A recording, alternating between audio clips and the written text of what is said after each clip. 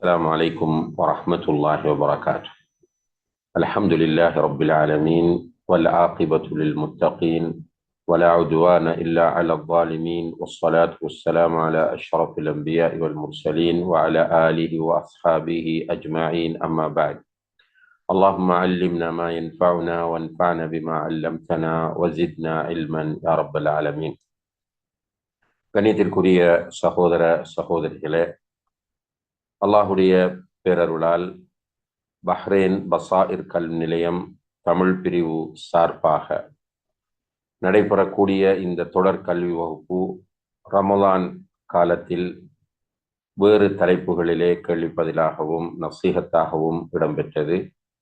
இன்ஷா அல்லாஹ் இன்றைய வகுப்பிலிருந்து நம்முடைய ஜனாசாவின் சட்டங்கள் பாடம் தொடர்ச்சியாக நடைபெறும். இன்றைய வகுப்பு 10வது வகுப்பாகும். இன்ஷா அல்லாஹ் இன்னும் ஓரிரு வகுப்புகளோடு இந்த தலைப்பு நிறைவு செய்யப்படும். எனவே அனைத்து சகோதர சகோதரிகளையும் தொடர்ச்சியாக இந்த வகுப்பிலே இணைந்திருக்குமாறு அன்போடு உங்களை நினைவுபடுத்தி கொண்டு இன்றைய வகுப்பிலே ஜனாசா தொழுகை முறையும் சட்டங்களும் என்கிற தலைப்பில் சில முக்கியமான தகவல்களை உங்களோடு பகிர்ந்து கொள்ளலாம் என்று நினைக்கின்றேன். பொதுவாக ஒரு முஸ்லிம் அடுத்த முஸ்லிமுக்கு செய்ய வேண்டிய கடமைகளுள் மிக முக்கியமான ஒன்றுதான் அவர் மரணித்தால் அவரை குளிப்பாட்டி கஃனிட்டு அவருக்காக ஜனாசா தொழுகை நிறைவேற்றுவது, அதே போல அடக்கம் செய்வது. இந்த ஜனாசா தொழுகை ஃபர்து கிஃபாயா என்கிற நிலையில் உள்ள ஒரு கடமையாகும். ஃபர்து கிஃபாயா என்று சொன்னால் ஏற்கனவே நாம் குறிப்பிட்டிருக்கிறோம், ஃபர்துகளை இரண்டாக உலமாக்கள் பிரிப்பார்கள். ஒன்று ஃபர்து ஐன் என்று சொல்லப்படும், இன்னும் ஒன்று ஃபர்து கிஃபாயா. ஃபர்து ஐன் என்று சொன்னால் ஒவ்வொரு தனிநபரும் கட்டாயம் நிறைவேற்ற வேண்டும் என்கிற நிலையில் உள்ள கடமையாகும். ஃபர்து கிஃபாயா என்றால் எல்லோரும் நிறைவேற்ற வேண்டும், ஆனால் யாராவது நிறைவேற்றி விட்டால் எல்லோரும் அல்லாஹ்விடத்தில் தப்பிக்கொள்வார்கள். ஒரு சிலர் நிறைவேற்றி விட்டால் எல்லோரும் அல்லாஹ்விடத்திலே தப்பிக்கொள்வார்கள், தண்டனை கிடைக்காது அதனால். ஆனால் அந்த கடமையை செய்தவர்களுக்கு மட்டும்தான் கூலி கிடைக்கும். ஃபர்து ஐனை பொறுத்தவரையில் ஒவ்வொருவரும் அதற்காக அல்லாஹ்விடத்திலே விசாரணைக்கு உட்படுத்தப்படுவார்கள். செய்திருந்தால் அவர்களுக்கு கூலி கிடைக்கும், செய்யாவிட்டால் அதற்காக அவர்களுக்கு தண்டனை கிடைக்கும். ஃபர்து ஐன் என்பது கண்டிப்பாக ஒவ்வொரு இண்டிவிஜுவலும், ஒவ்வொரு தனிநபரும் கண்டிப்பாக செய்ய வேண்டிய கடமை. ஃபர்து கிஃபாயா என்பது எல்லோரும் செய்ய வேண்டியது தான், இருந்தாலும் சிலர் அந்த கடமையை நிறைவேற்றிவிட்டால் எல்லோரும் அல்லாஹ்விடத்தில் தப்பித்துக் கொள்வார்கள். அன்புள்ள சகோதர சகோதரிகளே, இந்த வகையில் ஐங்கால தொழுகை ஃபர்து ஐன் என்பதற்கு உதாரணமாக சொல்லலாம். சுபஹு, புஹர், அசர், மக்ரிப், இஷா போன்ற தொழுகைகள் ஃபர்து ஐன். அதே நேரத்தில் ஜனாசாவோடு சம்பந்தப்பட்ட கடமைகள் எல்லாமே ஃபர்து கிஃபாயா என்கிற நிலையோடு சட்டத்தோடு தொடர்பட்டதாகும். அந்த அடிப்படையில் ஜனாசாவுக்காக வேண்டி தொழுகை நிறைவேற்றுவது ஃபர்து கிஃபாயாவாகும். இந்த ஜனாசா தொழுகை ஃபர்து கிஃபாயா, வாஜிப் என்பது நாம் புரிகிறோம். அதே நேரத்தில் வாஜிப் கிஃபாய் என்று, அதே நேரத்தில் ஜனாசா தொழுகையை கட்டாயம் தொழ தேவையில்லை என்கிற நிலையில் சிலர் இருக்கிறார்கள். அவர்களிலே பருவ வயதை அடையாத சிறுவர்களுக்கு தொழுவிக்காவிட்டால் நாம் குற்றவாளியாக மாட்டோம். பருவ வயதை அடையாத சிறுவர் சிறுமியருக்கு ஜனாசா தொழுகை நிறைவேற்றப்படாவிட்டால் யாருமே அல்லாஹ்விடத்தில் குற்றவாளிகளாக இருக்க மாட்டோம். ஒரு பெரியவருக்கு தொழுவிக்காமல் விட்டால் எல்லோரும் குற்றவாளிகள். ஆனால் சிறுவர் சிறுமியருக்கு தொழுவிக்காமல் விட்டால் குற்றம் இல்லை. இதை எந்த அடிப்படையில் சொல்கிறோம் என்றால், நபிகள் நாயகம் ஸல்லல்லாஹு அலைஹி வஸல்லம் அவர்கள் அவர்களுடைய மகன் இப்ராஹிம் அலைஹிஸ்ஸலாம் அவர்களுக்கு ஜனாசா தொழுகை நிறைவேற்றவில்லை என்பதை அன்னை ஆயிஷா ரலியல்லாஹு அன்ஹா அவர்கள் அறிவிக்கிறார்கள். 18 மாத குழந்தையாக இருக்கும் போது இப்ராஹிம், நபி ஸல்லல்லாஹு அலைஹி வஸல்லம் மகன் இப்ராஹிம் வஃபாத்தானார். நபி ஸல்லல்லாஹு அலைஹி வஸல்லம் அவர்கள் அவருக்கு தொழுகை நடத்தவில்லை என்று இந்த ஹதீஸ் அபு தாவூத், அஹ்மத் போன்ற ஹதீஸ் நூல்களிலே பதிவு செய்யப்பட்டிருக்கிறது. அதே போல ஜனாசா தொழுகை நிறைவேற்றுவது கடமை இல்லாத இன்னும் சிலர் யார் என்றால் ஷஹீதுகள், யுத்தங்களிலே கொலை செய்யப்பட்ட ஷஹீதுகள், அவர்களுக்காகவும் தொழுகை நடத்துவது வாஜிப் கிடையாது. ஆனால் தொழுவிக்கலாம். சிறுவர்களுக்கும் தொழுகை நடத்துவது மார்க்கத்தில் உள்ளதுதான். ஆனால் நடத்தாவிட்டால் குற்றவாளி இல்லை. அதே போல ஷஹீதுகளுக்கும் தொழுகை இருக்கிறது. ஆனால் யாராவது தொழுவிக்காமல் விட்டால் யாரும் அல்லாஹ்விடத்தில் குற்றவாளிகளாக ஆக மாட்டோம். ஏனென்றால் நபிகள் நாயகம் ஸல்லல்லாஹு அலைஹி வஸல்லம் அவர்கள் உஹதிலே ஷஹீதாக்கப்பட்ட அந்த சஹாபாக்களில் யாருக்கும் தொழுகை நடத்தவில்லை என்பதை நாம் சஹீஹான ஹதீஸ்களிலே பார்க்கக்கூடியதாக இருக்கிறது. அதே நேரத்தில் கடமை இல்லாவிட்டாலும் பொதுவாக நாம் எல்லா முஸ்லிம்களுக்கும் ஜனாசா தொழுகை தொழுவது மார்க்கத்தில் உள்ளது என்ற அடிப்படையில் குழந்தைகளுக்கும் நாம் தொழுகையை நிறைவேற்றுவது சுன்னாவாகும். அதே போல ஷஹீதுகளுக்கும் நாம் தொழுவிக்கலாம். ஷஹீதுகளுக்கு தொழுவித்தால் நமக்கு நன்மை கிடைக்கும். அதே போல அன்புள்ள சகோதர சகோதரிகளே, இன்னும் சிலர் இருக்கிறார்கள், அவர்களை பற்றியும் நாம் தெரிந்து கொள்ள வேண்டும். ஒருவருக்கு ஒரு இஸ்லாமிய அரசு இருந்து ஒரு தண்டனை நிறைவேற்றப்படுகிறது.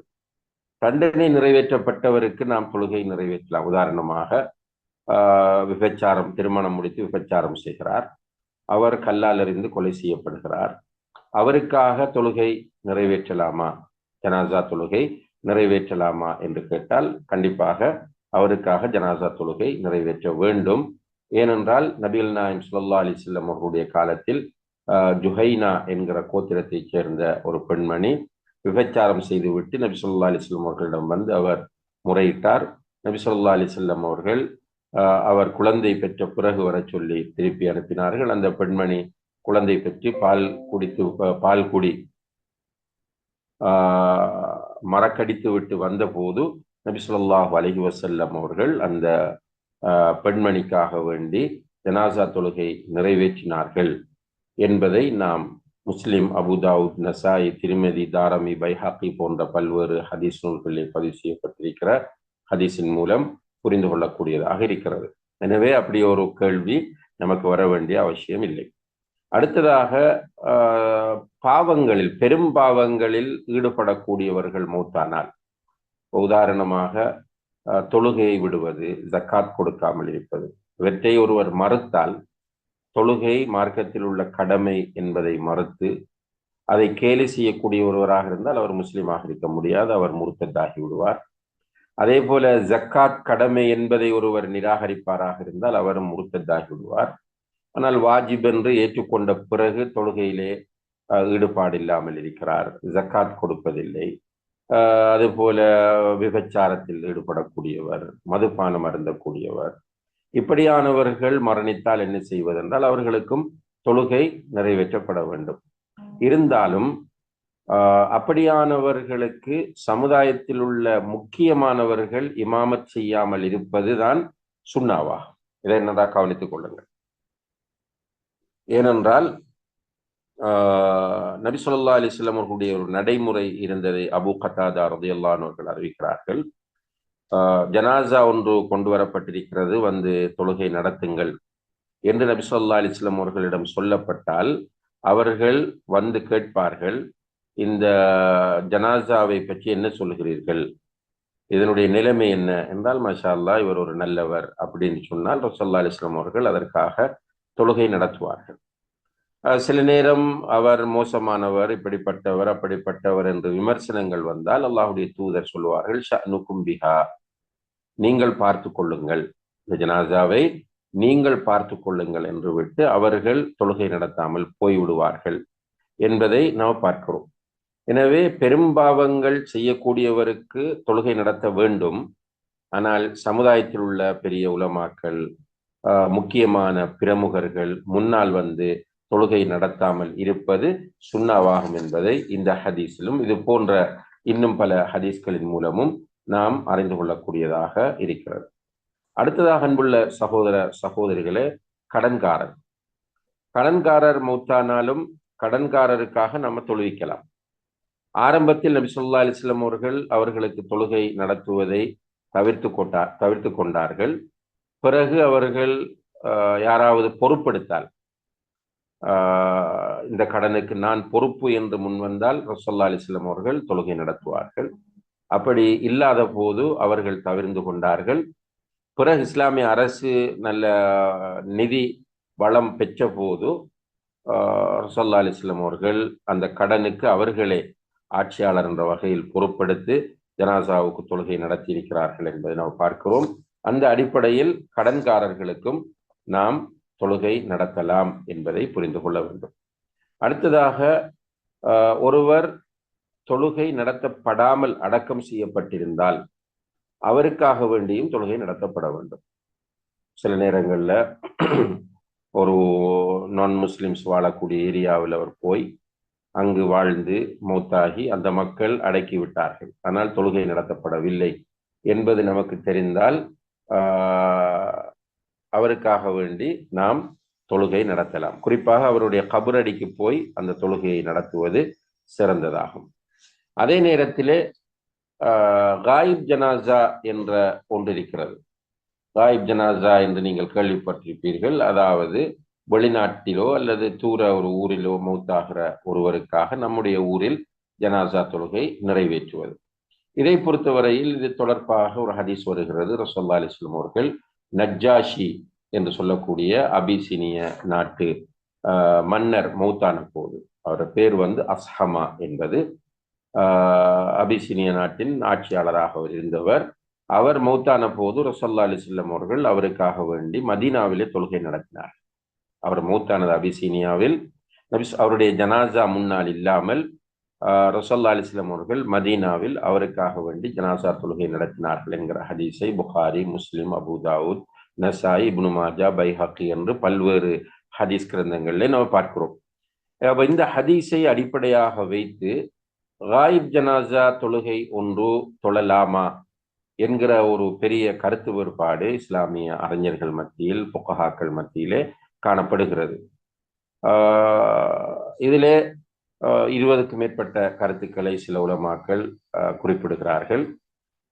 குறிப்பாக ஷேக் பின் பாஸ் ரஹ்மத்துல்லாஹ் போன்றவர்கள் என்ன சொல்கிறார்கள் என்றால், சமூகத்தில் அஹ்லுல் ஃபضல் என்று சொல்லக்கூடிய முக்கியமானவர்கள், அதாவது கல்விமான்கள், உலமாக்கள், இப்படியானவர்கள் மௌத்தானால் அஹ்லுல் ஃபضல் என்று சொல்லக்கூடிய உலமாக்கள் போன்ற முக்கியமான பிரமுகர்கள் மௌத்தானால் அவர்களுக்காக தொழுகை நடத்தலாம் என்கிற கருத்தை ஷேக் பின் பாஸ் ரஹ்மத்துல்லாஹ் போன்றவர்கள் குறிப்பிட்டிருக்கிறார்கள். இதிலே வல்லாஹு தஆலா ஆலம் மிக பொருத்தமான கருத்து எதுவென்று கேட்டால், யாராவது ஒருவர் வெளிநாட்டிலே அல்லது வெளி ஊரிலே எங்காவது மௌத்தாயிருக்கிறார், அவர்களுக்கு தொழுகை நடத்தப்படவில்லை என்று தெரிந்தால் அவர்களுக்காக நாம் காயிப் ஜனாசா என்ற அடிப்படையில் தொழுகை நடத்தலாம். தொழுகை நடத்தப்பட்டவர்களுக்கு மீண்டும் நடத்துவது என்பது பொருத்தமான ஒன்று கிடையாது என்பதை நாம் புரிந்து கொள்ள வேண்டும். வல்லாஹு தஆலா ஆலம். இது இஜ்திஹாதுக்குரிய ஒரு மஸ்அலாவாகும். அதே போல அன்புள்ள சகோதர சகோதரிகளே, இவ்வாறு இந்த ஜனாசா தொழுகையில் முக்கியமாக இது அடிக்கடி மக்கள் மத்தியிலே கேள்வி கேட்கப்படக்கூடியது, இவர்களுக்காக தொழுகை நடத்தலாமா, இவர்களுக்காக தொழுகை நடத்தலாமா என்று. அந்த அடிப்படையில் தான் இங்கே ஸ்பெசிபிக்காக சிலரை நாம் சுட்டி காட்டியிருந்தோம். பொதுப்படையாக முஸ்லிம் என்று ஒருவர் அடையாளப்படுத்தப்பட்டு விட்டால் அவருக்காக வேண்டி ஜனாசா தொழுகை நிறைவேற்றுவது என்பது மிக முக்கியமான ஒன்றாகும். அது ஃபர்து கிஃபாயாவாகும் என்பதை நாம் புரிந்து கொள்ள வேண்டும். அடுத்ததாக, ஒருவர் காஃபிராக இருக்கிறார் அல்லது உலமாக்கள் சேர்ந்து ஒருவருக்கு முர்த்தத் என்று தீர்ப்பு வழங்கியிருக்கிறார்கள். முர்த்தத் என்றால் இஸ்லாத்தை விட்டு மதம் மாறியவர் என்பது அர்த்தமாகும். அவருக்காக வேண்டி நாம் தொழுகை நிறைவேற்றலாமா என்று கேட்டால் அது கூடாது. அல்லாஹு தஆலா அதை நமக்கு தடை செய்திருக்கிறார். அதே போல பகிரங்கமான முனாஃபிக்கள், பகிரங்கமான முனாஃபிக் என்றால் யார்? அவர் வெளிப்படையில் தன்னை முஸ்லிம் என்று காட்டிக்கொள்வார், ஆனால் இஸ்லாத்திற்கு எதிராக வேலை செய்யக்கூடியவர். இஸ்லாத்தை அழிப்பதற்காக, முஸ்லிம்களை காட்டி கொடுப்பதற்காக என்று திட்டமிட்டு வேலை செய்யக்கூடிய ஒருவர், ஆனால் வெளிப்படையில் தன்னை முஸ்லிம் என்று சொல்வார். இப்படி சிலர் ஒவ்வொரு நாட்டிலும் ஒவ்வொரு சமுதாயத்திலும் இருப்பார்கள். இப்படியான தெளிவாக அறியப்பட்ட முனாஃபிக்குகளாக இருந்தால் அவர்களுக்காக வேண்டி தொழுகை நடத்துவதும் கூடாது. அல்லாஹு தஆலா சூரத்து தௌபா 84வது வசனத்தில் சொல்லும் போது வலா துஸல்லி அலா அஹதி மின்ஹும் மாத அபதா வலா தகும் அலா கப்ரிஹி இன்னஹும் கஃபரு பில்லாஹி வ ரசூலிஹி வ மாது வஹும் ஃபாசிகூன் என்று சொல்லி காட்டுகிறான். அதாவது அப்துல்லாஹ் இப்னு உபை இப்னு சலூல் என்று சொல்லக்கூடிய ஒரு பகிரங்கமாக அறியப்பட்ட முனாஃபிக் இருந்தான். அவன்தான் முஸ்லிம்கள் மத்தியிலே மிகப்பெரிய ஃபித்னாக்களை மதீனாவில் உண்டு பண்ணியவன். ஆயிஷா ரலியல்லாஹு அன்ஹா அவர்கள் மீது அவதூறை பரப்பி அவர்களை மிக டார்ச்சர் பண்ணியவன். இந்த அப்துல்லாஹ் இப்னு உபை இப்னு சலூல் தன்னை முஸ்லிம் என்றுதான் சொல்லிக் கொண்டிருந்தவன், ஆனால் தெளிவான முனாஃபிக். இவன் மௌத்தான போது ரசூலுல்லாஹி அலைஹி வஸல்லம் அவர்கள் அவர்களை வந்து அழைக்கிறார்கள். அப்துல்லாஹ் இப்னு உபை இப்னு சலூலுக்காக தொழுகை நடத்துமாறு அழைக்கப்பட்ட போது ரசூல் ஸல்லல்லாஹு அலைஹி வஸல்லம் அவர்கள் தொழுவிக்க வருகிறார்கள். அவர்கள் தொழுவித்தது இஜ்திஹாதின் அடிப்படையிலே. உமர் ரலியல்லாஹு அன்ஹு அவர்கள் அதை ஒப்போஸ் பண்ணினார்கள். வேண்டாம், இவனுக்கு தொழுகை நடத்த வேண்டாம் என்று சொன்னார்கள். இருந்தாலும் அல்லாஹுடைய தூதர் ஸல்லல்லாஹு அலைஹி வஸல்லம் அவர்கள் தொழுகை நடத்தினார்கள். பிறகு அல்லாஹு தஆலா இந்த வசனத்தை இறக்குகிறார், வலா துஸல்லி அலா அஹதி மின்ஹும் மாத அபதா, அவர்களில் மரணிக்கிறவர்களுக்கு நீ எப்போதும் தொழுகை நடத்த வேண்டாம் என்று அல்லாஹு தஆலா குர்ஆன் வசனத்தை இறக்கினார். அதுக்கு பிறகு முனாஃபிக்குகளுக்கு நபி ஸல்லல்லாஹு அலைஹி வஸல்லம் அவர்கள் தொழுகை நடத்தவில்லை. அன்புள்ள சகோதர சகோதரிகளே, ஆனால் முனாஃபிக் என்பதை அடையாளம் காண்பது என்பதை பொறுத்தவரையில் அது ஒரு சிரமமான விஷயமாகும். நம்முடைய காலத்தில் நபி ஸல்லல்லாஹு அலைஹி வஸல்லம் அவர்களுக்கு அல்லாஹு தஆலா அவர்களை அடையாளப்படுத்தி கொடுத்ததனால் அவர்கள் அறிந்து கொண்டார்கள். அடையாளப்படுத்தி கொடுக்காமல் இன்னாரை முனாஃபிக் என்று தீர்ப்பு வழங்குவது என்பது மிகவும் சிரமமான கஷ்டமான விஷயம் என்பதையும் நாம் கவனத்தில் கொள்ள வேண்டும். அதே போல ஒருவர் முர்த்தத் என்று தீர்ப்பு வழங்கப்பட்டு விட்டால் அவருடைய ஜனாசாவிலே நாம் கலந்து கொள்ளக்கூடாது. உதாரணமாக காதியானிகளை குறிப்பிடலாம். காதியானிகள் என்பது நபி ஸல்லல்லாஹு அலைஹி வஸல்லம் அவர்களுடைய இறுதி தூதுத்துவத்தை ஏற்றுக்கொள்ளாதவர்கள். ரசூலுல்லாவை தூதர் என்று ஏற்றுக்கொள்வார்கள், ஆனால் இறுதி தூதர் என்பதை ஏற்றுக்கொள்ள மாட்டார்கள். அவர்கள் இறுதி அது ரசூலுல்லாவுக்கு பிறகு மிர்சா குலாம் அஹ்மத் என்ற காதியானை சேர்ந்த அந்த மனிதனையும் நபி என்று ஏற்றுக்கொள்ளக்கூடியவர்கள். எனவே இவர்களை உலமாக்கள் காஃபிர்கள் முர்த்ததிகள் என்று தீர்ப்பு வழங்கியிருக்கிறார்கள். அதே போல இலங்கையிலே எல்லாம் அல்லாஹ் என்கிற கொள்கையுடைய சிலர் இருக்கிறார்கள். அவர்களும் முர்த்ததிகள் என்று உலமாக்கள் தீர்ப்பு வழங்கியிருக்கிறார்கள். இப்படியானவர்கள் மரணித்தால் அவர்களுக்காக தொழுகை நடத்துவது கூடாது என்பதை நாம் புரிந்து கொள்ளலாம். அடுத்ததாக அன்புள்ள சகோதர சகோதரிகளே, ஜனாசா தொழுகையை பொறுத்தவரையில் நாம் சொல்லிவிட்டோம், ஜனாசா தொழுகை என்பது ஃபர்து கிஃபாயாவான ஒன்று. அதை ஜமாத்தோடு தொழுவதுதான் நபி ஸல்லல்லாஹு அலைஹி வஸல்லம் அவர்கள் நமக்கு வலியுறுத்தியிருக்கிற முறையாகும். தனியாக தொழுதால் கடமை நீங்கும், ஆனால் ஜமாத்தாக தொழுவது வாஜிபாகும். உதாரணமாக ஆண்களுக்கு ஐங்கால தொழுகை ஜமாத்தோடு தொழுவது வாஜிபாகும் என்கிற கருத்து தான் வலுவானது.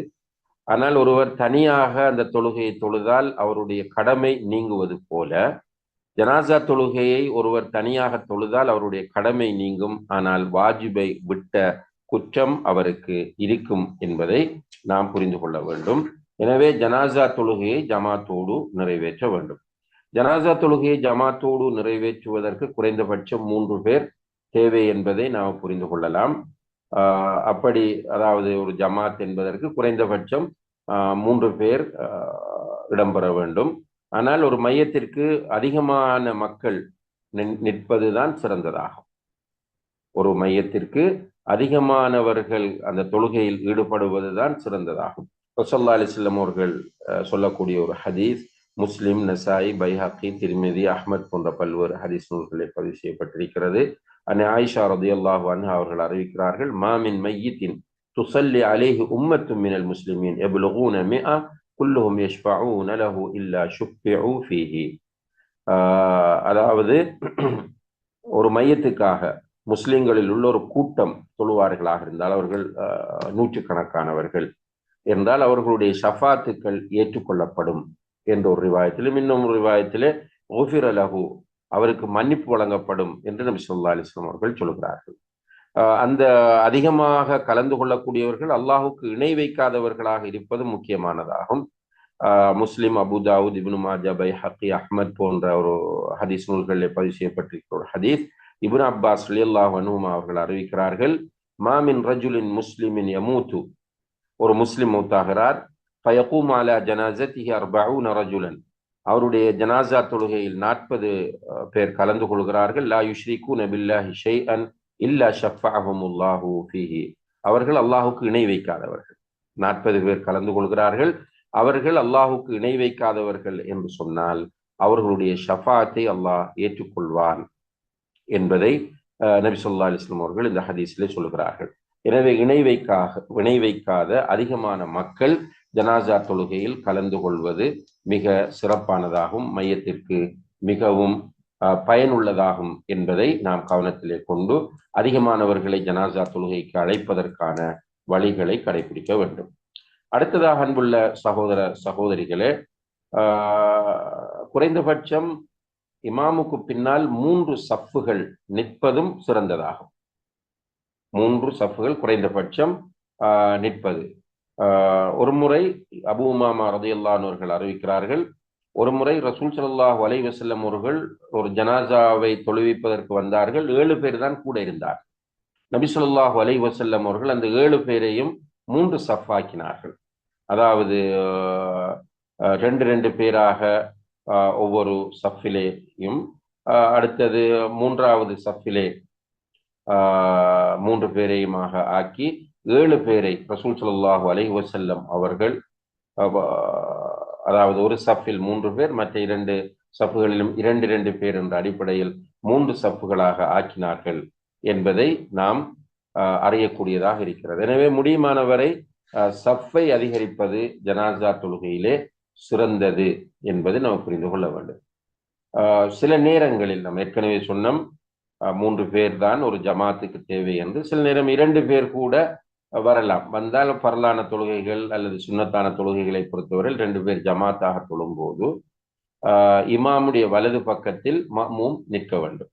இமாமுடைய வலது பக்கத்தில் மஅ்மூமாக நிற்கிறவர் நிற்க வேண்டும். 2 பேர். ஆனால் ஜனாசா தொழுகைக்கு அப்படி கிடையாது. ஜனாசா தொழுகைக்கு இமாம் தனியாக நிற்க வேண்டும், மஅ்மூமாக வருகிறவர் பின்னால் தான் நிற்க வேண்டும். இதையும் நாம் கவனத்திலே கொள்ள வேண்டும். ஏனென்றால் ஒரு தடவை ரசூல் ஸல்லல்லாஹு அலைஹி வஸல்லம் அவர்கள் ஒரு ஜனாசா தொழுகை நிறைவேற்றினார்கள். அங்கே அபூ தல்ஹா, உம்மு சுலைம் 3 பேரும் தான், 2 பேரும் தான் இருந்தார்கள். அபூ தல்ஹா என்ன செய்கிறார் என்றால் ரசூலுல்லாஹி அலைஹி வஸல்லம் அவர்களுக்கு பின்னால் நிற்கிறார். அபூ தல்ஹாவுக்கு பின்னால் உம்மு சுலைம் ரலியல்லாஹு அன்ஹா அவர்கள் நிற்கிறார்கள். இப்போ 3 சஃப், 3 பேர் தான் நிற்கிறார்கள், 3 சஃப் ஆகிறது. இதிலே உள்ள ஹிக்மத்தை அல்லாஹ் அறிந்தவன். நபி ஸல்லல்லாஹு அலைஹி வஸல்லம் அவர்களுடைய சுன்னா என்கிற அடிப்படையில் இதை நாம் கவனத்திலே கொண்டு நடைமுறைப்படுத்த முயற்சிக்க வேண்டும். அடுத்ததாக அன்புள்ள சகோதர சகோதரர்கள், மிக முக்கியமான ஒரு மசாலா என்னென்றால், தொழுவிப்பது யார்? ஜனாசா தொழுகையை நிறைவேற்றுவது யார்? இன்றைக்கு என்ன பண்றாங்க என்றால், சில சகோதரர்கள் மூத்தானால் அவர்களுடைய பிள்ளைகள், நெருங்கிய உறவினர்கள் நான் தொழுவிக்கப் போகிறேன் என்று ஓடி வருகிறார்கள். ஓடி வந்தால் அவர்களுக்கு தொழுகையினுடைய சட்டங்கள் தெரியாது. தொழுகையிலே ஜனாசா தொழுகையில் ஓத வேண்டிய துஆ தெரியாது. ஆனால் அவர் தந்தைக்காக தொழுவிக்கப் போகிறேன் என்று வந்து அடம் பிடிக்கிறார். அப்ப பள்ளிவாசல் நிர்வாகம் அவருக்கு சான்ஸ் கொடுக்கிறது. ஆனால் இது தப்பு. உண்மையிலேயே தொழுகை நடத்துவதற்கு தகுதியானவர், ஜனாசா தொழுகையை பொறுத்தவரை தகுதியானவர் யார் என்றால், இஸ்லாமிய ஆட்சி இருக்குமாக இருந்தால் அந்த ஆட்சியாளர் தான் தகுதியானவர், அல்லது அவருடைய பிரதிநிதி தொழுகையை நிறைவேற்றுவதற்கு தகுதியானவர். அப்படி இல்லை என்றால் ஜனாசா தொழுகையை நிறைவேற்றுவதற்கு தகுதியானவர் இமாமத் செய்வதற்கு தகுதியானவர். பள்ளிவாசலிலே இமாமத் செய்வதற்கு யார் தகுதியானவராக இருக்கிறாரோ அவர்தான் ஜனாசா தொழுகையிலும் இமாமத் செய்வதற்கு தகுதியானவர். கராத், நல்ல முறையில் குர்ஆனை ஓதக்கூடியவர், அவர்தான் முதல் நிலைப்படுத்தப்பட வேண்டும். அடுத்த நிலையில் குர்ஆனோடு சுன்னா பற்றி அறிவுள்ளவர் என்ற. அப்ப நம்முடைய சமூகத்தில் இப்போது இருக்கிற நிலையில், நாம் இந்தியா, இலங்கை போன்ற நாடுகள் இருக்கும்போது ஜனாசா தொழுகை பள்ளி இமாம் இருக்கிறார் என்றால் அவரை வைத்து தொழலாம், அல்லது ஒரு நல்ல மௌலவி, ஒரு ஆலிமை முற்படுத்தி அந்த தொழுகையை நிறைவேற்ற முயற்சி செய்ய வேண்டுமே தவிர, பிள்ளைகள் நான் வரப்போகிறேன் என்று அடம்பிடிப்பது தவறாகும். சில பிள்ளைகள் வருகிறார்கள், இன்னா லில்லாஹி வ இன்னா இலைஹி ராஜிஊன், அவங்க 5 வக்து தொழுறல்ல. அப்பப்ப தொழுகையில பொடுபோக்கான நிலையில் தொழுது கொண்டிருக்கிறவர் வெள்ளிக்கிழமை போவார், அல்லது ஒரு பக்த தொழுவார், மற்ற வக்து கிடையாது. ஆனால் தந்தை மௌத்தானால் நான் தொழுவிக்கப் போகிறேன் என்று வந்து விடுகிறார். இதில் அவர் எதை விரும்புகிறார் என்பது புரியவில்லை. ஆனால் இந்த உலகத்தில் வாழ்ந்து மௌத்தான் ஒரு சகோதரருக்கு கிடைக்கிற பெரிய ஒரு பாக்கியம் ஜனாசா தொழுகையாகும். எனவே அன்புள்ள சகோதர சகோதரர்களே, இந்த ஜனாசா தொழுகையை நிறைவேற்றுகிறவர் தொழுகையினுடைய சட்டங்களையும் குர்ஆன் சுன்னாவையும் அறிந்தவராக இருக்க வேண்டும். குறிப்பாக இந்த துஆவை நன்கு அறிந்தவராக இருக்க வேண்டும் என்பதை நாம் கவனத்திலே கொள்ள வேண்டும்.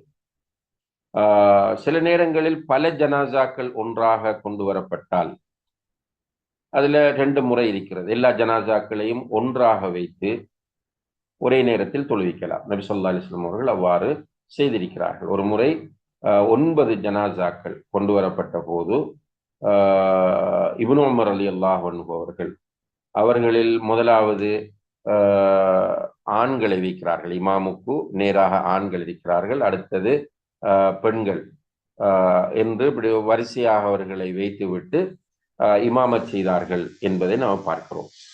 இது சஹீஹான ஒரு செய்தியாகும். எனவே பல ஜனாசாக்களை ஒரே நேரத்தில் நம்ம தொழுவிக்கலாம். அல்லது இப்போ பல ஜனாசாக்கள் கொண்டு வரப்பட்டால் ஒவ்வொன்றாக தனித்தனியே தொழ விரும்பினாலும் அல்ஹம்துலில்லாஹ். இந்த சட்டத்தை ஏன் சொல்லுகிறோம் என்றால், சில நேரங்களில் சிலர் பிள்ளைகள் உறவினர்கள் விடாப்பிடியாக இருப்பார்கள். தனியே என்னுடைய தந்தைக்கு தொழுகை நடத்தப்பட வேண்டும். அந்த நேரத்தில் பிரச்சனை இல்லை. நாம் இதை ஒரு உதாகரமான பிரச்சனையாக்காமல் அந்த இடத்தில் 2 ஜனாசா வருதுன்னா ஒன்றையும் தனித்தனியாக தொழ விரும்பினால் தனித்தனியாக தொழுது கொள்ளலாம். ஆனால் எல்லோரையும் ஒன்றாக வைத்து தொழுவது என்பது ரசூலுல்லாஹி அலைஹி வஸல்லம் அவர்களுடைய நடைமுறையில் இருந்தது, சஹாபாக்கள் செய்து வந்தது என்பதை நாம் புரிய வேண்டும். அந்த அடிப்படையில் இன்றைக்கு நீங்கள் உம்ராவுக்கு போனால், ஹஜ்ஜிக்கு போனால் ஹரத்திலே மஸ்ஜிதுல் ஹராமிலே அவ்வாறு ஒன்றாக வைத்து தொழுகை நடத்தப்படுவதை பார்க்கிறோம். மஸ்ஜிது நபவியில் அவ்வாறு ஒன்றாக தொழுகை நடத்தப்படுவதை நாம் பார்க்கிறோம். அப்ப அந்த வைக்கிற முறைதான் முக்கியமானது. இமாமுக்கு நேராக ஆண்களும் அதற்கு அடுத்ததாக பெண்களையும் நாம் வைக்க வேண்டும். சிறுவர்கள் இருந்தால் அவர்களை இடையில் வைத்துக் கொள்ளலாம். அதே போல அன்புள்ள சகோதர சகோதரிகளே, இந்த ஜனாசா தொழுகையை எங்கே நாம் நிறைவேற்றுவது என்று கேட்டால் மிக சிறந்தது பள்ளிவாசலுக்கு வெளியே செய்வதுதான். ஆனால் பள்ளியில் செய்வதற்கும் அனுமதி இருக்கிறது. பள்ளிவாசலுக்கு வெளியில் ஜனாசா தொழுகையை நிறைவேற்றுவது மிக சிறந்தது. ஏனென்றால் ரசூலுல்லாஹி அலைஹி வஸல்லம் உடைய காலத்தில் மஸ்ஜித் நபவிக்கு பக்கத்தில் ஒரு இடம் ஜனாசா தொழுகைக்காக வேண்டி என்றே ரிசர்வ் பண்ணப்பட்டிருந்தது என்பதை நாம் பார்க்கிறோம். எனவே ஜனாசா தொழுகை பள்ளிக்கு வெளியில் செய்வது சிறந்தது. ஆனால் பள்ளி உள்ளே செய்வதாக இருந்தால் பிரச்சனை இல்லை. நபி ஸல்லல்லாஹு அலைஹி வஸல்லம் அவர்கள் பள்ளிவாசலுக்குள் தொழுகை நடத்திய செய்திகளும் வருகிறது. சஹாபாக்கள் பள்ளிவாசலுக்குள் தொழுதிருக்கிறார்கள் என்கிற செய்திகளையும் நாம் பார்க்கக்கூடியதாக இருக்கிறது.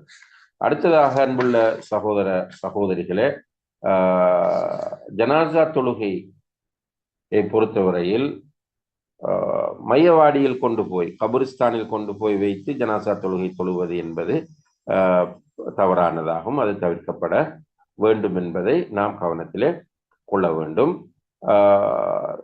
ஒருவர் நமக்கு தெரியாமல் அடக்கம் செய்யப்பட்டு விட்டால் அவருக்காக வேண்டி அவருடைய கபரடியில் போய் நின்று தொழலாம். அது அனுமதிக்கப்பட்டிருக்கிறது. இப்போது ஒருவர் மௌத்தாகி விட்டார், அடக்கி விட்டார்கள், நமக்கு தெரியாது, ஆனால் நாம் அவரை நேசிக்கிறோம், அவருக்காக தொழ விரும்புகிறோம் என்றால் அவருடைய கபரை தேடி சென்று அவருடைய கபருக்கு பக்கத்தில் இருந்து கொண்டு நாம் தொழலாம். ஆனால் பொதுவாக மையத்தை கொண்டு போய் கபரிஸ்தானிலே மையவாடியிலே வைத்து தொழுகை நடத்துவது தவிர்க்கப்பட வேண்டும். அடுத்ததாக தொழுகிற முறையை பொறுத்தவரையில் முதலாவதாக தொழுவிக்கிறவர் மையத்தில் எந்த இடத்தில் நிற்க வேண்டும், மையத்துக்கு முன்னால் எந்த இடத்தில் நிற்க வேண்டும் என்றால் இதுவும் நிறைய பேருக்கு தெளிவில்லாமல் இருக்கிற ஒரு விஷயம். ஆண்களாக இருந்தால் அவருடைய தலைக்கு நேராக நிற்க வேண்டும். ஆண்களுக்கு தலைக்கு நேராக நிற்க வேண்டும். பெண்ணாக இருந்தால் பெண்ணுடைய வயிற்றுப்பகுதி நடுப்பகுதிக்கு நேராக நிற்க வேண்டும். அப்ப நம்ம ஏற்கனவே சொல்லிட்டோம், சப்புகளாக பல சப்புகளாக நிறுத்த வேண்டும். ருக்கு சுஜூத் கிடையாது என்பதனால் நெருக்கி நிற்கலாம். அவ்வாறு நின்று அல்லாஹுக்காக இந்த ஜனாசா தொழுகையை நிறைவேற்றுகிறேன் என்று மனதால் நியத்து வைத்துக் கொள்ள வேண்டும். நியத்து வைத்துக் கொண்டு தக்பீர்கள் கட்ட வேண்டும். அந்த தக்பீர்களை பொறுத்தவரையில் அன்புள்ள சகோதர சகோதரிகளே, எண்ணிக்கையில் நிறைய ரிவாயத்துகள் வருகின்றன. சில ரிவாயத்துகளில் 4 தக்பீர்கள் என்று வருகிறது, சில ரிவாயத்துகளில் 5 என்று வருகிறது, சிலர் 6, 7, 8, 9 வரைக்கும் தக்பீர் இருப்பதாக ஹதீஸ்களில் நம்ம பார்க்கிறோம். எனவே சில இடங்கள்ல 5 தக்பீர் கட்டுகிறார்கள் அல்லது 7 தக்பீர்கள் கட்டுகிறார்கள் என்றால் நாம் அதை ஒரு பெரிய பாவமாகவோ ஒரு பித்யத்தாகவோ பார்க்க வேண்டிய அவசியம் இல்லை. ஆனால் பிரபல்யமாக நம்முடைய நாடுகளில் நாம் பின்பற்றி வருகிற முறை 4 தக்பீர்கள்.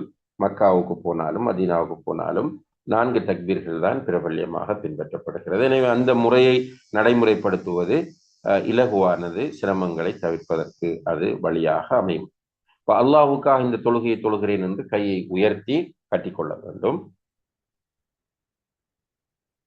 அடுத்ததாக முதல் தக்பீருக்கு பிறகு இப்ப நம்ம ஐங்கால தொழுகையில் சனா ஓதுவோம், வஜ்ஜஹத் என்று ஓதுவோம், அது கிடையாது. நேரடியாக நம்ம அவுது பிஸ்மி சொல்லி சூரத்துல் ஃபாத்திஹாவை ஓத வேண்டும். மௌனமாக எல்லோரும், இமாம் மௌனமாக ஓதுவார், மௌனங்களும் மௌனமாகவே சூரத்துல் ஃபாத்திஹாவை ஓதிக்கொள்ள வேண்டும். பிறகு 2வது தக்பீர் சொல்லப்படும். இந்த 2வது தக்பீர் அல்லாஹ் அக்பர் என்று சொல்லும் போது கையை தூக்குவதா இல்லையா என்பதிலே கருத்து வேறுபாடு இருக்கிறது. இப்னு உமர் ரலியல்லாஹு அன்ஹு அவர்கள் அவ்வாறு கையை தூக்கி கட்டினார்கள் என்கிற ஒரு செய்தி குறிப்பிடப்படுகிறது. ஆனால் அந்த செய்தி சம்பந்தமாக விமர்சனங்கள் காணப்படுகின்றன. எனவே தூக்காமல் இருப்பதுதான் சிறந்ததாகும். ஜனாசா தொழுகையில் ஒவ்வொரு தக்பீரின் போதும் கையை தூக்காமல் இருப்பது சிறந்தது. ஃபர்ஸ்ட் தக்பீருக்கு மட்டும்தான் கையை தூக்க வேண்டும். இப்ப நம்ம அல்லாஹ் அக்பர் என்று கட்டி சூரத்துல் ஃபாத்திஹாவை ஓதுகிறோம். 2வது இமாம் அல்லாஹ் அக்பர் என்றதும் நாம் அல்லாஹ் அக்பர் என்று சொல்லிவிட்டு 2வது தக்பீருக்கு பிறகு நபிகள் நாயகம் ஸல்லல்லாஹு அலைஹி வஸல்லம் அவர்கள் மீது ஸலவாத்தை சொல்ல வேண்டும். இந்த ஸலவாத்திலே நாம் அத்தஹியாத்திலே ஓதக்கூடிய ஸலவாத்தை ஓதிக்கொள்வது. அல்லாஹும்ம ஸல்லி அலா முஹம்மதின் வஅலா ஆலி முஹம்மத் கமா ஸல்லைத அலா இப்ராஹீம வஅலா ஆலி இப்ராஹீம இன்னக ஹமீதும் மஜீத். அல்லாஹும்ம பாரிக் அலா முஹம்மதின் வஅலா ஆலி முஹம்மத் கமா பாரக்த அலா இப்ராஹீம வஅலா ஆலி இப்ராஹீம இன்னக ஹமீதும் மஜீத் என்கிற இந்த துஆவை நாம் இந்த ஸலவாத்தை நாம் ஓதிக்கொள்வது. 3வது தக்பீர் இமாம் சொல்லும் போது நாமும் 3வது தக்பீர் அல்லாஹ் அக்பர் என்று சொல்லிவிட்டு மையத்துக்காக வேண்டி துவா செய்ய வேண்டும். மையத்துக்காக துவா செய்கிற போது அன்புள்ள சகோதர சகோதரிகள், ஹதீஸ்கள்ல வந்திருக்கிற துவாக்களில் முக்கியமான துவாக்களை நம்ம பாடமாக்கி கொள்ள வேண்டும். ஹதீஸ்ல வரக்கூடிய துவா அல்லாஹும்ம ஃபிர் லஹு வர்ஹம்ஹு வஆஃபிஹி வஅஃபு அன்ஹு வஅக்ரிம் நுஸுலஹு வஸிஅ முத்கலஹு வக்ஸில்ஹு பில் மாஇ வத்தல்ஜி வல் பரத் ونقه من الخطايا كما ينقى الثوب الأبيض من الدنس وأبدله دارا خيرا من داره وأهلا خيرا من أهله وزوجا خيرا من زوجه وأدخله الجنة وأعيذه من عذاب القبر وعذاب النار என்று வரக்கூடிய துவா இருக்கிறது. அதே போல اللهم اغفر لحينا وميتنا وشاهدنا وغائبنا وصغيرنا وكبيرنا وذكرنا وأنثانا اللهم من أحييته منا فأحيي على الإسلام ومن توفيته منا فتوفه على الإيمان اللهم لا تحرمنا أجره ولا تضلنا بعده என்று வரக்கூடிய இப்படியான துஆக்களை நாம் பாடமாக்கி அவற்றை ஓத வேண்டும். கண்டிப்பாக இது பாடமாக்க வேண்டும். ஏனென்றால் அப்ப நம்முடைய வாப்பா அம்மா மௌத்தாகலாம், நம்முடைய பிள்ளைகள் மௌத்தாகலாம், நம்முடைய உடன்பிறப்புகள் மௌத்தாகலாம். அவர்களுக்கு நாம் செய்கிற பெரிய ஒரு விஷயம்தான் இந்த துஆவாகும். அதை சரியாக ஓத கிடைக்கவில்லை என்றால் உண்மையிலேயே நாம் நஷ்டவாளிகள். நம்முடைய பெற்றோரும் நம்முடைய பிள்ளைகளும் நம்முடைய அந்த துஆவை இழந்து நிற்கிற ஒரு நிலை ஏற்படும். நம்ம இந்த அல்லாஹும்ம ஃபிர் லஹு வர்ஹம்ஹுன்னு மட்டும் சொல்றது சுன்னா கிடையாது. அது ஒன்றும் இல்லாததுக்கு அதை செய்ய சொல்லி உலமாக்கள் தொழுவிக்கிறவர்கள் சொல்லி தருவார்களே தவிர, ஆனால் இந்த துஆக்களை கண்டிப்பாக எல்லோரும் நாம் பாடமிட்டு இந்த துஆவை ஓதிக்கொள்ள வேண்டும். அதற்கு பிறகு 4வது தக்பீர் சொல்லப்படும். 4வது தக்பீர் சொல்லப்பட்ட பிறகு அன்புள்ள சகோதர சகோதரிகளே, இமாம் சலாம் கொடுப்பார். இமாம் சலாம் கொடுக்கும் போது இமாம் ஒரு சலாம் கொடுக்கிற இடங்களும் இருக்கின்றன. சில ஊர்களில் நீங்க போனால் அஸ்ஸலாமு அலைக்கும் வரஹ்மத்துல்லாஹி அல்லது அஸ்ஸலாமு அலைக்கும் வரஹ்மத்துல்லாஹி வபரகாத்துஹு என்று வலது பக்கம் மட்டும் சலாம் கொடுப்பார். சில இடங்கள்ல அஸ்ஸலாமு அலைக்கும் வரஹ்மத்துல்லாஹி வபரகாத்துஹு அஸ்ஸலாமு அலைக்கும் வரஹ்மத்துல்லாஹி வபரகாத்துஹு என்று இடது பக்கமும் 2 சலாம் கொடுப்பார். 2க்கும் ஆதாரம் இருக்கிறது. எனவே இமாமை அந்த இடத்தில் நாம் பின்பற்றினால் போதுமானது. 2 சலாம்கள் கொடுத்தால் நாமும் 2 சலாம் கொடுக்க வேண்டும். அல்லது அவர் ஒரு சலாம் சொன்னால் நாம் ஒரு சலாமோடு நிறுத்தி கொள்ள வேண்டும் என்பதை நாம் புரிந்து கொள்ள வேண்டும். அடுத்ததாக அன்புள்ள சகோதரர் தான் தொழுகையினுடைய ஜனாசா தொழுகையினுடைய முறை வெரி சிம்பிளானது. இது ஆண்கள் பெண்கள் எல்லோரும் தொழலாம். பள்ளிவாசலுக்கு பெண்கள் வந்து தொழுவதாக இருந்தால் தடை கிடையாது. ஆயிஷா ரலியல்லாஹு அன்ஹா போன்றவர்கள் மஸ்ஜிதில் இருந்து தொழுதிருக்கிறார்கள் என்பதை நாம் பார்க்கிறோம். அதே போல அன்புள்ள சகோதர சகோதரிகளே, மஸ்ஜிதுல் ஹராம், மஸ்ஜிதுல் நபவி போன்ற பள்ளிகளிலும் இன்றும் பெண்களும் ஜனாசா தொழுகையிலே கலந்து கொண்டு வருகிறார்கள் என்பதையும் ஒரு தகவலுக்காக நாம் புரிந்து கொள்ள வேண்டும். இந்த ஜனாசா தொழுகை இவ்வாறு நிறைவேற்றினால் அதுக்கு பிறகு துவாக்கள், பாத்தியாக்கள் என்று எதுவுமே கிடையாது. தொழுது முடிந்ததும் ஜனாசாவை சுமந்து செல்வதுதான். அது பற்றி இன்ஷா அல்லாஹ் அடுத்த வகுப்பிலே நாம் பார்க்கலாம். ஜனாசா தொழுகை தொழுவதற்கு 3 நேரங்களை நபி ஸல்லல்லாஹு அலைஹி வஸல்லம் அவர்கள் தடை செய்தார்கள். உக்பத் இப்னு ஆமிர் ரலியல்லாஹு அன்ஹு அவர்கள் அறிவிக்கிற ஹதீஸ் சஹீஹ் முஸ்லிமிலே பதிவு செய்யப்பட்டிருக்கிறது. 3 நேரங்கள், அந்த நேரங்களிலே தொழுவதை நபி ஸல்லல்லாஹு அலைஹி வஸல்லம் அவர்கள் தடுத்தார்கள். ஒன்று சூரியன் உதிக்கிற போது, இரண்டாவது உச்சியில் இருக்கிற போது, மூன்றாவது மறைகிற போது. இந்த 3 நேரங்களிலும் ஜனாசா தொழுகை நிறைவேற்றுவதை நாம் தவிர்த்து கொள்ள வேண்டும் என்பதை இந்த ஹதீஸின் மூலம் புரிந்து கொள்ளலாம். எல்லாம் வல்ல அல்லாஹ் ஜல்ல ஷானஹு தஆலா இங்கே நாம் கற்ற விஷயங்களை சரியான முறையிலே புரிந்து கொண்டவற்றை நம்முடைய வாழ்க்கையில் நடைமுறைப்படுத்த நம் எல்லோருக்கும் தௌஃபீக் செய்வானாக. வஆஹிரு தஅவானா அனில் ஹம்துலில்லாஹி ரப்பில் ஆலமீன். அன்புள்ள சகோதர சகோதரிகள், உங்களுடைய வருகைகளை தயவு செய்து வளமை போல உறுதிப்படுத்தி விட்டு செல்லுங்கள். ஏனைய சகோதரர்களுக்கும் வகுப்பு ஆரம்பிக்கப்பட்ட செய்தியை நினைவுபடுத்தி இன்ஷா அல்லாஹ் அடுத்த வாரமும் இந்த வகுப்பிலே நேர காலத்தோடு உரிய நேரத்தில் எல்லோரும் கலந்து கொள்ள முயற்சியுங்கள். அல்லாஹ் அதற்கு தௌஃபீக் செய்வானாக. வஸ்ஸலாமு அலைக்கும் வரஹ்மத்துல்லாஹி வபரகாத்துஹு.